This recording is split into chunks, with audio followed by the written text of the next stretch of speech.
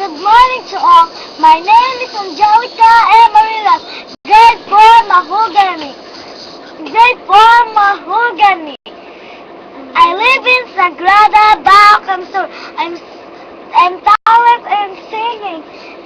I'm singing sa rumbanggi sa ikan. Nakadangog ako, hinunin sa runggam-gam sa lupa ko. Katurugan, bako kundi simong boses, iyo palag.